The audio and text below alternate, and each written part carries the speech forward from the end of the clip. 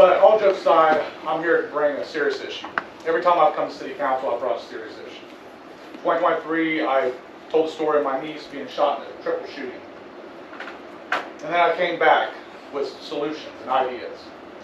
Unfortunately, both times I was here, City Council completely ignored everything I said. So I imagine today would be the same. But with that being said, I want to show and introduce everybody to the chicken bucket. This is one of Wherever's last products before they shut down. My uncle worked there from 1959 until the time it shut down, and I like to think that maybe his hands, helped put some of this together or work on this. But the reality is, in 2015, he died from COPD. I never understood how a man who was all about health and fitness and never smoked could die from COPD. In 1959, he was in the National Guard. He was on the front lines in Chillicothe when the flood came through and ravaged the city. He was there sandbagging, pulling people from homes, rescuing them. He was also a race car driver, loved racing stock cars at Atomic Speedway. He was one of those those John Wayne types. And I never could understand how he could just waste away and die the way he did. It wasn't until I started looking into his medical records that I started seeing things mentioned such as benzene, Teflons. In fact, his medical record right here says this gentleman is retired from Wherever Corporation in Chillicothe, Ohio, and the patient reports being exposed to chemicals throughout the years. I never knew how toxic that site was until I started doing my own investigation, started digging into it. And being a journalist, I dug deep and discovered how toxic that site was and still is. And how for 30 years it's been left to huddle cancer under our streets. 3 years ago I began this journey, discovered how dirty Wherever was, and also learned that Chillicothe is not the only town that's ever been affected by the owners of Wherever. Alcoa. Google, make that your homework tonight. Google Alcoa and see how they have affected and polluted and contaminated every single town they have a facility at. Also international, look what they're doing in Australia right now. They're corporate polluters. They come, they use, they leave. 3 years ago, as I started beginning this investigation, I reached out to you, Mayor Feeney. In fact, I have a copy of the email. Actually, the multiple emails I sent you. Asking what would happen if that toxic plume started shifting and got into the wastewater treatment plant. Would there be new chemical treatment processes that would be needed to handle an influx of nasty chemicals? You know what the answer was? Crickets. Nothing.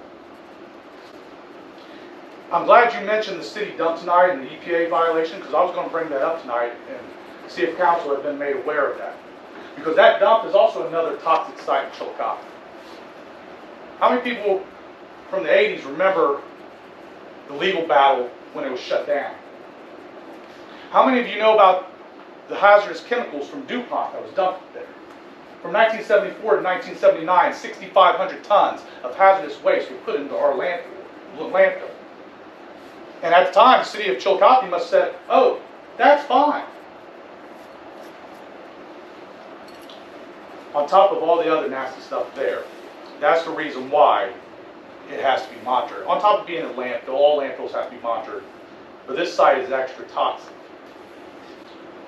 And it's not the only one.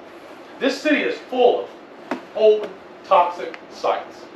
Some have been cleaned, some questionable. How many folks here know about the old chemical factory on Washington Avenue? Anybody remember that one? And the two sludge lagoons that were literally a stone's throw from the entrance to Mary Lou Patton Park. Anybody know about the stuff they had there? Sulfuric acid mixed with bauxite, a very toxic. Good. Oh, I got 1 minute? Well, I'll make this real quick, because the point of this is I'm calling City Council to do a full epidemiological study of Chillicothe and how these toxic sites have affected the cancer rates in this community. real quick, I want to hit these cancer rates. Chillicothe, these are from the 2025 Ohio Health Department.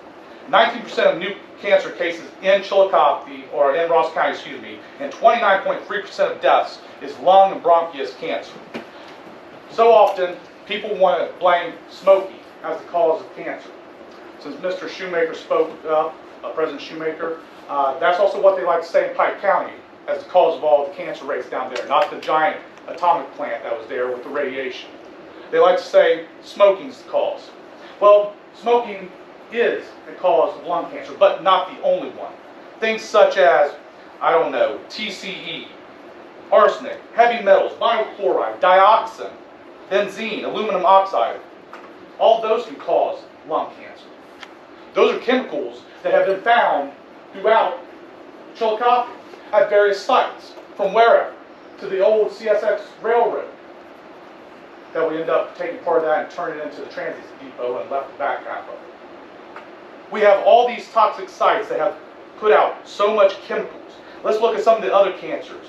Pancreatic cancer, 8.3% of cancer deaths in Ross County come from pancreatic cancer.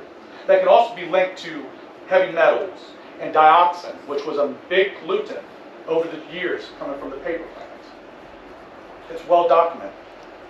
These are all chemicals that have been found in soil, air, water in Ross County and Chillicothe, and specifically in East End.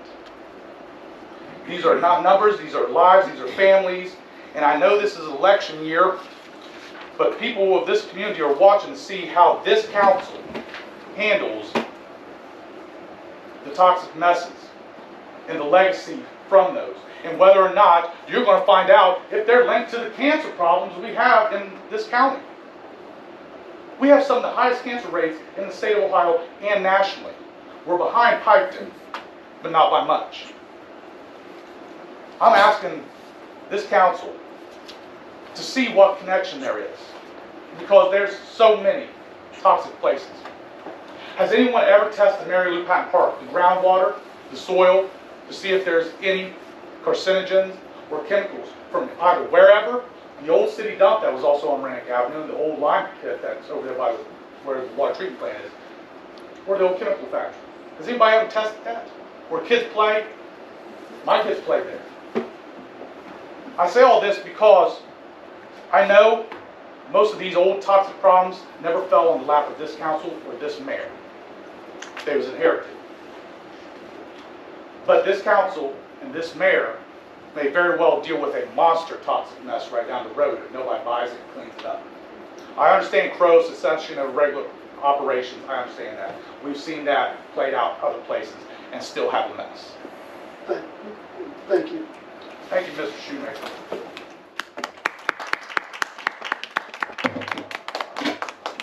People in this town are watching.